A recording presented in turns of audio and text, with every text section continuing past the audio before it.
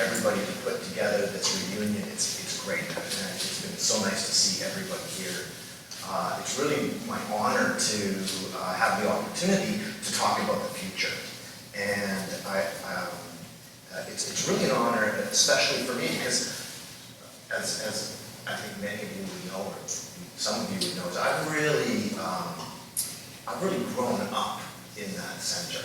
You know, I was, some of you who won't even know me recently, I was a young engineering physics kid, you know, doing a project in the center with Dick. I'm not even sure how that happened, but we were, you know, developing software to build the fiber quality analyzer, which, you know, you guys now would think, oh, fiber, yeah, take image of fiber, get some numbers, you know, that's all trivial, but you know, we were building real-time image analysis software using a 386 computer, and you know, there were some challenges back then.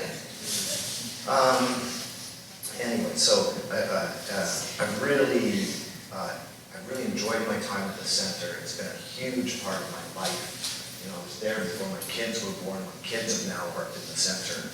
I've loved the community that's gathered around that center and the people in that community. So it's just fantastic to be here today. And one of the lessons I have learned is, you know, it's really around creating a supportive culture for people and really getting behind people. And I've had, you know, Dick talks about the FQA, but it was really Dick who got behind that project and got behind the people who were involved in that project. And he talks about the API as another, you know, another thing that he did, but you know, he really championed that and really brought me and Mark to UBC. And you know, that's a long-lasting legacy to the industry, to the center. And so I just want to say thank you for that. Okay, so the title of the talk is "The Green is the New Black." And this really carries on from what Heather said. And there's a bit of play on words in a couple of ways. You know, right now you could say that the current world that we live in is based on a fossil economy. You know, we pull oil out of the ground, we convert that oil into all of the things that we use. We've done that for a long time. It's actually not an easy task. When you talk to the oil and gas industry, they wouldn't say this is a trivial matter just to convert oil. I mean, it's taken hundreds of years to be able to convert crude oil into, you know, all of the things that we take for granted in our lives. It's taken trillions of dollars, hundreds of trillions of dollars in investment to get it to that point, right? And, you know, really now, it's only recently, let's say the last 10 years, where we've really understood the impact of climate change, the impact of a finite resource, the possibilities of regulation, demanding us to move from, you know, our fossil economy into a bioeconomy.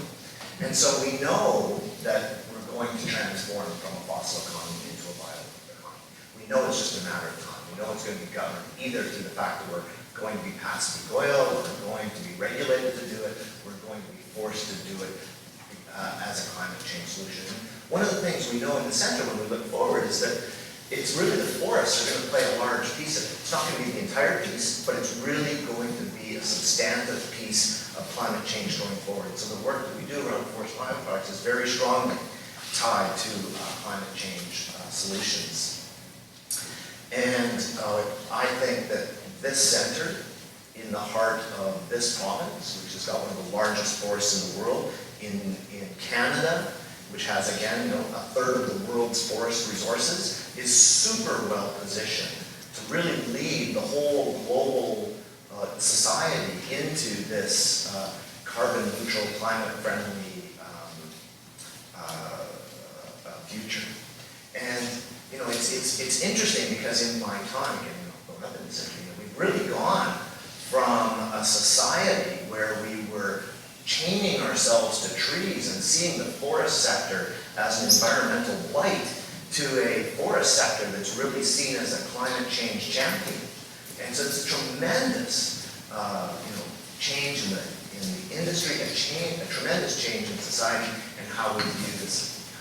So a lot of opportunity here for the center when we look forward.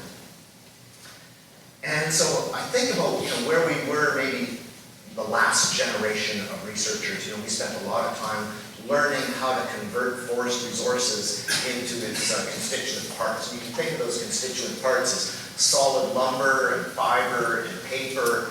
And so that was, that was really what the center did. Efficient use of resource, higher strength, better quality. I would say, and so we really learned effectively how to deconstruct biomass into these things. I'd say the current, let's say, generation of researchers is really taking that deconstruction to the next level. We're deconstructing the wood, not into its constituent fibers and solid lumber, but we're deconstructing biomass into its molecular components, into the chemicals, into the polymers, into the nanostructural fibers, and then we're learning how to, once we've deconstructed it down to the natural complex microstructure and the natural complex molecular systems, we're learning how to functionalize that, recombine it into advanced materials, advanced chemicals, biojet fuel, as some of the examples. And so it's really not just sort of chemically converting trees into crude oil. It's really taking advantage of the natural complexity found in nature to make even more advanced products. So taking advantage of the nanostructure of cellulose, taking advantage of the chiral structure of molecules to make everything from cancer to brain pharma.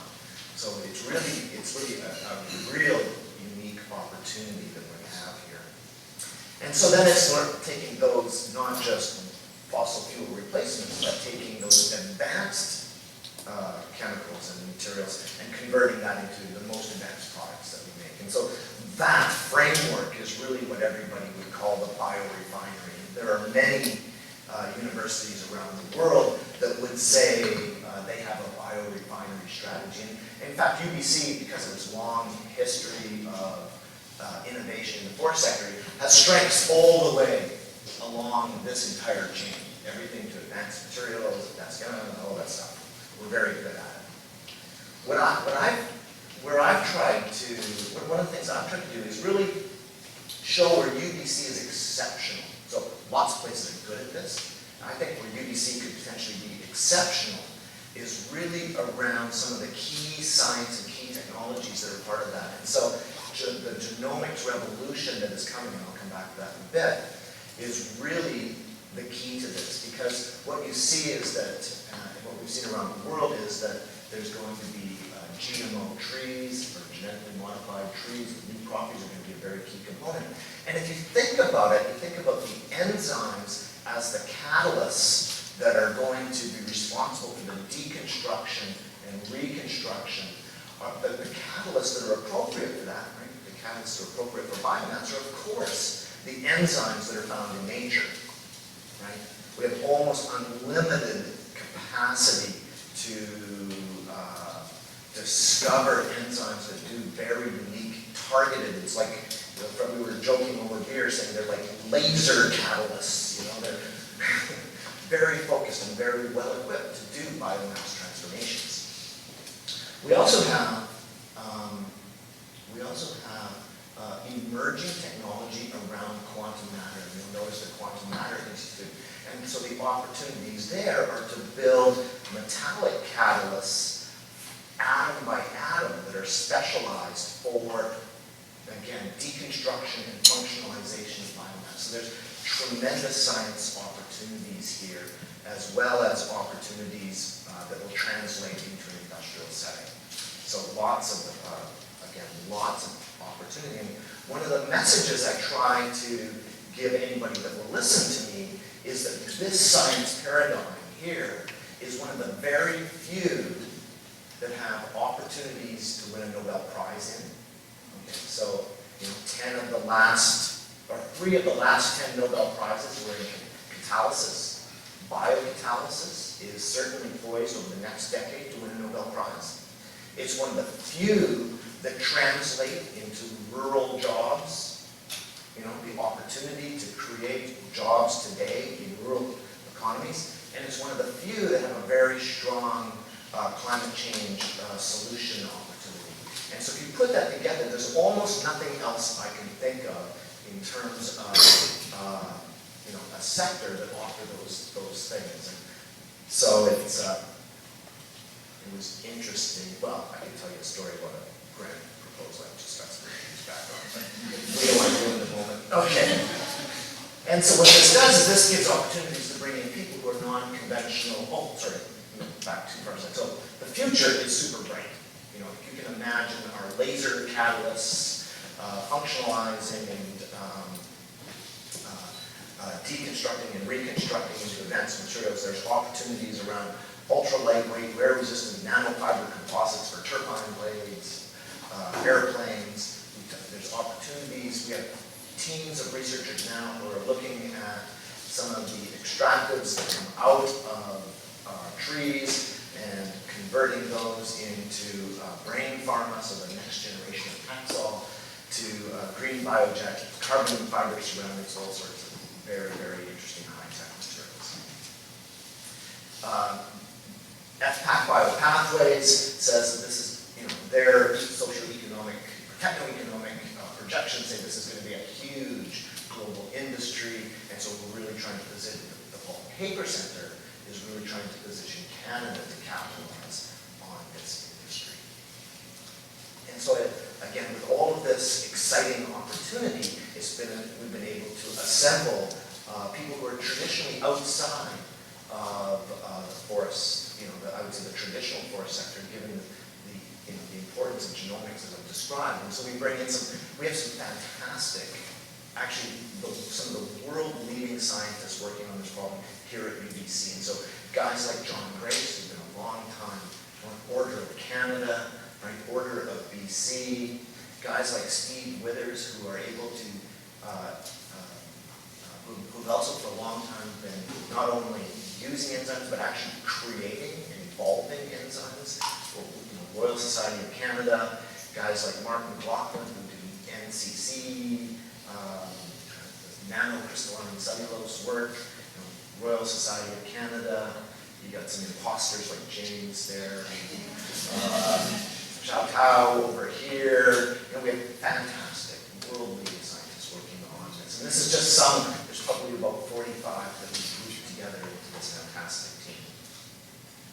And it really puts the Pulp and Paper Center, if you look at that future, it really puts the Pulp and Paper at the center of the tremendous investment in infrastructure. And you see, we bring in a lot of expertise and equipment at the Clean Energy Center, the Michael Smith Lab, which is our biotechnology lab, the Advanced Materials Lab, our Forest Science Center. We have a Biomass Bioenergy Research Center, the Bioenergy and Demonstration Facility, our Center for Advanced Glucose, all come in and intersect into this bioeconomy research program. And we have, if you look at all those people, we have a tremendous global reach. We just categorize who we work with. And so we work with not only every institution across the world, but we work with all the non-traditional partners. We work with BASF, and we work with GM, and we work with all of these partners that wouldn't traditionally be found. And that's actually one of the strengths of universities, is that we do bring in non-traditional partners from across the globe. Well, this just says we're really good at writing papers, but we're not only really good, actually, we're really one of the best. We're the best in Canada, by far, one of the best in North America, one of the best in the world. And so I wanted to just talk about some of the projects that people are doing, maybe show the picture again, maybe around this. And so one of the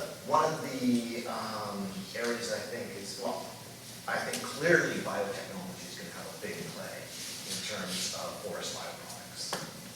And we're really just at the dawn of biotechnology. I mean, it's the biotechnology and genomics is, I would say, really a science that's taken hold only in this millennium. Right? If we look at, we used to talk about the Human Genome Project as being a major project. I took out my slide, but there's been almost $1 trillion spent in genomics in the U.S. in the last 20 years. Right? It's a science project like going to the moon. And this is, can you, no, I think that just, does it work? No. So if you look at the cost of measuring a human genome, it was $100 million in 2001,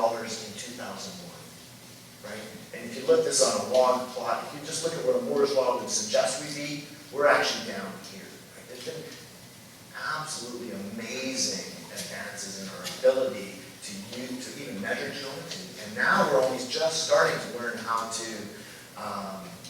We're just learning now how to use genomics to design the enzymes and design the biomass that we're going to use. And so this just shows you some, oops, I'm out of control. Sorry, wrong button. And so if you look at where we are, we have some of our scientists like Sean Mansfield are looking at how do you design the next generation of trees. So what if you change the ratio of different types of lignin in a tree so that the tree fell apart better when exposed to chemistry? You know, the opportunities to reduce the pulping chemistry by half and increase the yield by 25%, increase the crop rotation.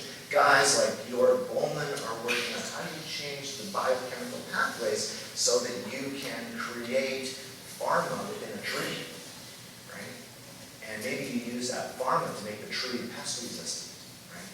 So you actually are creating a tree that creates its own drugs. Those drugs are actually part of its own natural defense system. So there's really almost an unlimited amount you can do to really pour on genomics, and as we go forward over the next few decades, using, really it's like computer science when the computer was only just available today, right?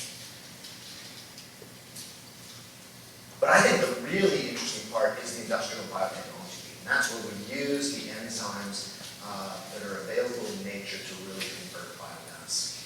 And so a lot of the work that people are doing is we're still discovering enzymes. It's not so different from what we did 100 years ago when we were just looking for plants. We bought troop into a forest, you look at that, that's a new plant, we're going to characterize it. We're really just characterizing enzymes with the new tools that we have. But guys like Steve are using a technique called directed evolution. So we're taking an enzyme that kind of works for what we want it to do. And what we're going to do is we can't wait for nature to evolve the one we want. And so he has a technique called directed evolution, which creates enzymes that don't exist in nature. So it's a really powerful tool for kind of getting a step ahead of Mother Nature. And then one of the things I've been really fortunate to do is go to a company called Zymeworks. And Zymeworks is like the guys way out there, right? They're like, well, let's use a supercomputer to design an enzyme that would do what we want. And then what they do is they use that supercomputer to design the catalyst, right? Look over here. This is what the enzyme needs to look like. And then this is what the genetic code needs to look like in order to produce that enzyme, right? And so then they can make the genetic code that makes an enzyme that we're just designing. So in fact, they're more like molecular robots than they are like enzymes. And so this is just the tip of the iceberg in terms of new technology. And guys like Viktor Yadav, who are using again, biosynthetic enzymes to convert biomass, and guys like Harry Broomer who are doing, again, similar stuff, using hemicellulose, modified hemicellulose for different applications. And then we have some great partnerships, and so this is one where the Korean Institute of Science and Technology has come to UBC because of our expertise and has put together teams in order to really look at biofuel production, and so they have guys, research projects with Jack around fractionating biomass, and projects with Zhao Tao and Naoko Ellis around how do you convert that thermochemically into oil. Got guys like Kevin Smith who are upgrading that bio oil and then feeding that, essentially what's biodiesel, into expertise who have engines and engine test labs. And so we can go from biomass to understanding the emissions that come out of a engine test lab, all in this one system. And we work with some of the greatest companies on the planet. So here is actually, I was just reading the BC Tech Strategy 2016, just out not so long ago, and they talk about UBC's collaboration with Boeing to build biojet fuel. And so we've created a whole program here around the development of biojet fuel. Read more in the Tech Strategy. Of course, we've seen Heather, I think we don't have to say anymore, but she's really one of, not only is she fantastic to have here, but she's really a sign of the commitment to this area. And we're continuing to hire some of the best and brightest into what is UBC's really key area. And we recently hired a guy, Scott Renneker, in forestry, who's an expert in biomaterials, so fiber spinning, biomass fractionation, and nanocellulose, and lots of expertise there. And so I thought what I'd do is I'd just talk a little bit about some of my own research, some of my own sort of fun, what I call my fun research. And this is actually stuff that Mark and I have done together. And so if we, Dick was saying that there's a lot of future in using fiber beyond all the high-tech stuff. Even if we look at just the future of packaging, we're going to see, I think not very long from now, where you order something on your cell phone from Amazon, it knows your GPS coordinates, and then 20 minutes later you will have your package delivered by a drone. Right? So we're going to need, and then maybe what it does, it doesn't even fly over you, maybe what it does is it just ejects a package to you. And so you're going to need, glider boxes, and you're going to need bouncy boxes, and you're going to need all of these other kind of things. And then the next thing is, well, so now that we can get our, whatever we want, our socks delivered, right?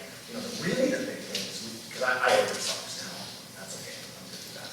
But what I don't do is I don't order groceries online. So I think there's an opportunity to order groceries online. And so why doesn't your drone deliver your lobster to you in a package, and then your salmon comes, 10 minutes before you're ready to cook it? And so some of the problems with e-groceries is really the packaging, right? We don't have kind of a thermally resistant, water resistant, packaging that we trust and love. So let me see. So what we've done is we've worked on some interesting technology that might enable advanced packaging. And so this is one of the ones we worked on, which is we wanted to be able to create an arbitrary shape from paper. And so we picked as a challenge to make something, looking for an arbitrary shape, why would we pick something as complicated as that? And so that's a pretty complicated shaped piece of paper. And so what we did was we actually got some engineering physics students and challenged them. And we were thinking they would come back with, a robot that folded paper in a very complex way, because that's what you do there. That's hand-folded work hand, right? And so what they came back with was a really smart idea, which was, why don't you just use an automatic cutting and creasing machine that you have for any sign, and then use a little bit of heat shrinking polymer and apply it across the crease points to actuate a fold. And so that's what you see here, is just paper that's been cut and creased over the like this.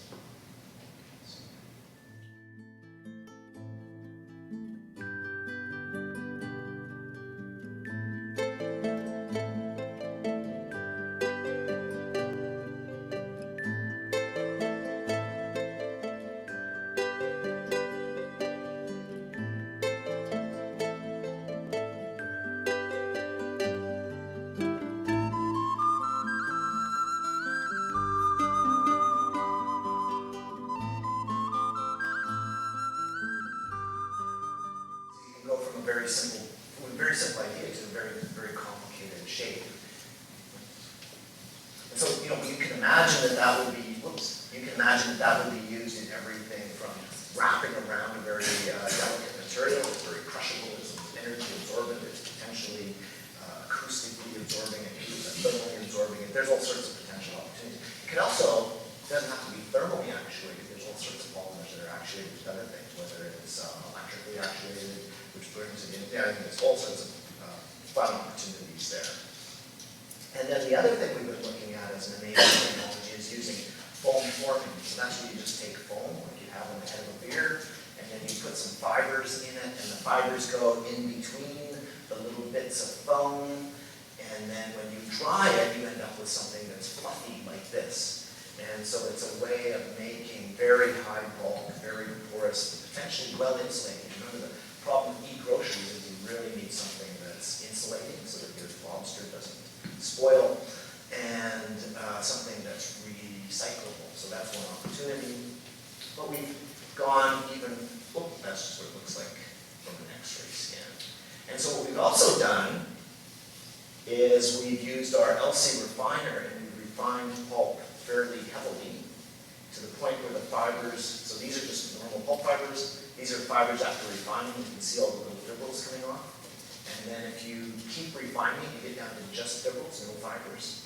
And so this actually has some interesting properties. And so this is kind of almost like a microfibrillated cellulose, but all sorts of potential applications for this material alone. But the interesting thing is if you take that foam forming process where you have fibers, it forms a scaffold that gives it some strength and rigidity. And then these microfibers that you create actually form in the gaps of that so that you get a very high filtered, very controllable porosity, sort of a multi-scale controlled porosity. And so this actually has some very high thermal barrier properties. So it's a way of creating a kind of unique thermal barrier that is all natural, all fibers, and can be used for e-grocery applications as well as in many other applications. We've looked at quality acoustics and stuff. And it was just to give you an idea of some of the things that you can do, without having to go down to polymers and that you can do almost today. And so the goal of all of this work and all of the stuff that we talked is to really create a robust and diverse bioeconomy so that when you look at a forest, you extract all of the value across all of the different products from everything from very small, very high value, low volume products like taxols and pharmaceuticals to very high volume and relatively lower value things like the cellulose-based fibers. And by creating this diversity, you create a lot of robustness in the economy. So that's really the future of the forest sector.